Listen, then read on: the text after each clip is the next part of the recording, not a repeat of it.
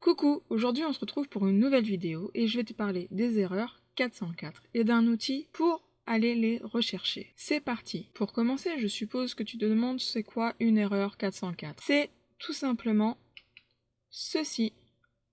Tu as dû sûrement les avoir vues. Et comment on a ces erreurs-là?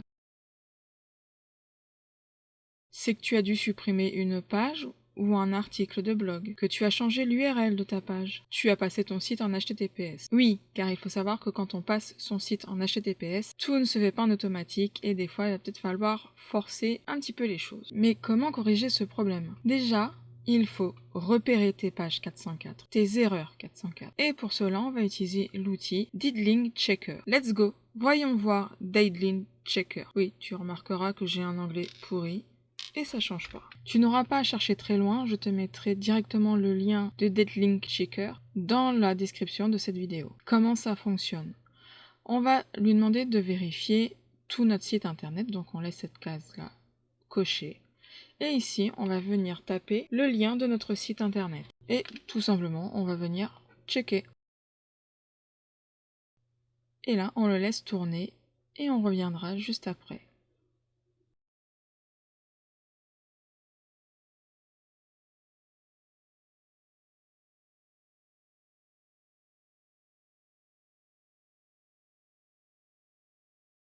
Donc maintenant qu'il a terminé, voyons voir ce qu'il en sort. Alors, je vois à première vue qu'il y a des photos. On voit ici image source et Fantasy ou Fanny Photographia. On voit qu'il y a beaucoup d'erreurs par rapport à ça, qui est totalement normal. Car Stéphanie Julie Photographie est un nouveau nom de domaine que j'ai attribué à mon ancien site. J'ai supprimé énormément de photos et de liens sous ce nom-là avant de faire le changement, et donc c'est normal que ils ne les trouvent plus parce qu'elles ont été supprimées avant de faire les redirections du nouveau nom.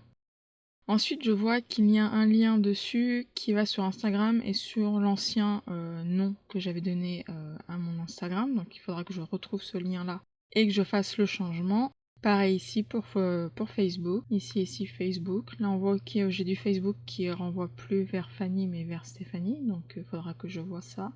On voit que énormément d'erreurs sont liées à ça. Là, il me marque erreur interne. Pareil, une fois que j'ai fait mon changement sur Stéphanie, là on voit que c'est Stéphanie, c'est plus Fanny. Une fois que j'ai fait mon changement de nom de domaine, en fait, j'ai supprimé toutes mes images et je suis en train de les remettre sous un nouveau nom. Donc il est tout à fait normal que ça me mette des erreurs, à moins d'aller les rechercher, de faire les modifications. Mais étant supprimé, je ne pourrai plus le faire. Donc il est tout à fait normal d'avoir ces erreurs-là.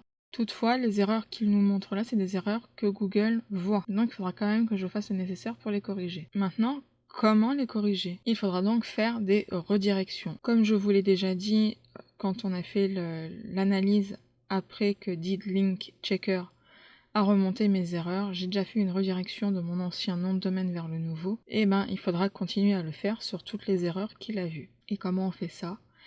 C'est l'une des choses que l'on voit dans l'académie SEO de Boost ton site. C'est une formation et un accompagnement qui dure 3 mois, sur lequel on va prendre les bonnes habitudes et référencer notre site internet simplement. Et moi, pour l'instant, je te dis à bientôt pour la prochaine vidéo. Ciao! Maintenant, je te laisse t'abonner à la chaîne, à mettre un pouce bleu si cette vidéo t'a plu, à activer la cloche des notifications pour recevoir les prochaines vidéos et à la partager.